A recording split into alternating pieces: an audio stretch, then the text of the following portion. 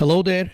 In this quick episode, we will try to see why Excel formulas won't calculate at times. Instead of displaying you the result of the formula, it will simply display you the formula itself. For example, if I go ahead and type in equal to VLOOKUP and check for this value in my sheet 1 on this table, if the value is found, I want the second column to be returned, and then I want it exact, so I will enter 0, close the bracket and press enter.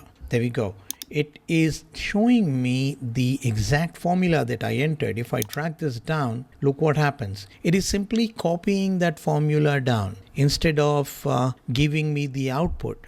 This behavior can happen with any formula in Excel. It can happen on XLOOKUP, VLOOKUP, HLOOKUP, any formula. It can occur on MacBook, on Windows. So how do you fix this? Simple.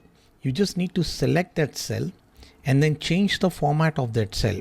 The cell here is set to text. For example, if you look in the Home tab here, after selecting that cell, observe here, it says text. If I change that to General and then click inside the formula bar and press enter, there we go. My formula is now calculating. I'll drag this down and my formula will start calculating properly. So this is how you fix it. If you have any questions regarding this, feel free to ask in the comment section below. Thank you. In the next episode, we will try and explore more dimensions of Excel. Until then, stay happy, stay lovely.